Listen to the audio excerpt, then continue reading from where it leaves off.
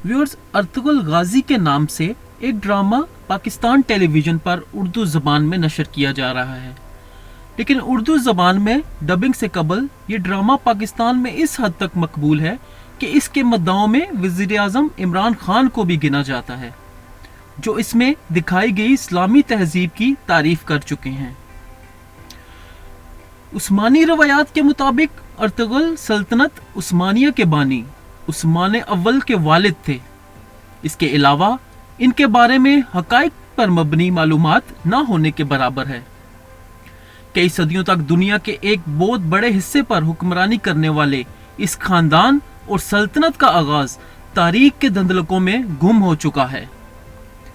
तारीख की किताबों में उस्मानी रवायात के अलावा इस दौर की दो ठोस निशानियां, जिसमें से एक सिक्का और उस्मान के एक ख्वाब का जिक्र मिलता है, जिसका हम आगे चलकर जिक्र करेंगे। लेकिन जो बात तय है वो ये कि उस्मान का ताल्लुक आज के तुर्की में अनातोलिया के इलाके में आबाद तुर्क खाना बदोश कबीले से था, और उसकी हुकूमत अनातोलिया की दर्जनों छोटी छोटी हुकूमतों में से एक थी, जिसकी ताकत में ज्यादा फर्क नहीं था। तो अब सवाल ये पैदा होता है कि आखिर उस्मान या इसके वालिद ने ऐसा क्या किया कि सिर्फ इसी खानदान का राज कबीले से छोटी रियासत और फिर अनातोलिया की बड़ी रियासत बनने से 3 बड़े आज़मों में फैला और फिर खिलाफत में तब्दील हुआ। व्यूअर्स, सल्तनत उस्मानिया की बुनियाद 14वीं सदी के अवाइल में रखी गई और ये 20वीं सदी में ख़त्म हुई। इस दौरान एक ही खानदान से ताल्लुक़ रखने वाले 37 सुल्तान इसकी मसनद पर बैठे। एक मौरख के मुताबिक किसी खानदान का मुसलसल इतनी देर हुकूमत करना मोजज़े से कम नहीं है।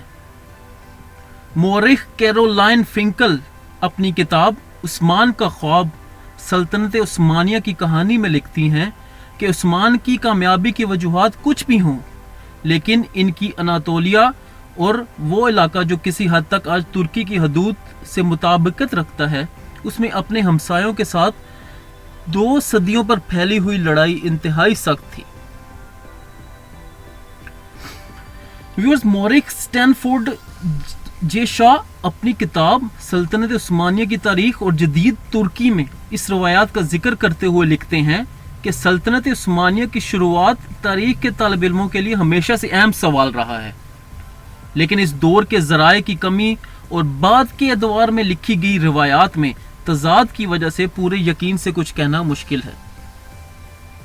उन्होंने इसी रवायत को बयान करते हुए लिखा है कि उस्मानियों का जद्दे अमजद सलमान शाह था, जो काई कबीले के सरदार थे और 12वीं सदी के आखिर में शुमाली ईरान के एक इलाके में आबाद थे। व्यूअर्स, सिक्के के हवाले से अगर बात की जाए तो फिंकल लिखती हैं कि उस्मान के दौर में मिलने वाला वाहिद सिक्का अगर असली है तो इससे साबित होता है कि अर्तुगरुल यकीनन तारीखी शख्सियत थे, और इस सिक्के पर दर्ज है जारी करदा बराए उस्मान वल्द अर्तुगरुल। फिंकल अब मजीद लिखती है कि उस्मान ने अपने नाम पर सिक्का जारी करना साबित करता है कि वो इस वक्त सिर्फ एक कबाली सरदार नहीं थे, बल्कि अनातोलिया में अपने आप को सल्जूक मंगोल सल्तनत के साये से बाहर एक खुद मुख्तार अमीर समझना शुरू हो चुके थे। सल्तनत उस्मानिया के आगाज के बारे में सबसे ज्यादा सुनी जाने वाली रिवायत के मुताबिक उस्मान ने अपनी इब्तदाई कामयाबियों के बाद एक ख्वाब देखा था। इस ख्वाब में उन्होंने देखा कि दरवेश शेख अदीबाली के सीने से चांद नमूदार होता है और इसके अपने सीने में दाखिल हो जाता है। इसके साथ ही इसके पेट से एक बहुत बड़ा दरख्त निकलता है, जिसका साया पूरी दुनिया पर छा जाता है। इस दरख्त की शाखों के नीचे चश्मे बहते हैं, जिनसे लोग पानी पीते हैं और खेत सैराब होते हैं। उस्मान ने जब शेख अदीबाली से ताबीर पूछी तो उन्होंने कहा कि खुदा ने उस्मान और उसकी औलाद को दुनिया की हुक्मरानी के लिए चुन लिया है, और उन्होंने कहा कि इनके सीने से निकलकर उस्मान के सीने में दाखिल होने वाला चांद इनकी बेटी है, और जो इसके ख्वाब के बाद उस्मान की अहलिया बन गई। इस ख्वाब की कहानी के हक में दस्तावेजी सबूत भी तारीख में मिलता है, और वो ये है कि सल्तनत उस्मानिया के इब्तदाई दौर के ज़मीनों के कागजात से अंदाज़ा होता है कि उस्मान के दौर में अदीबाली नामी बुजुर्ग मौजूद थे اور اس بات کی بھی کچھ شہادت ہے کہ ان کی بیٹی عثمان کی 2 بیویوں میں سے ایک ہے۔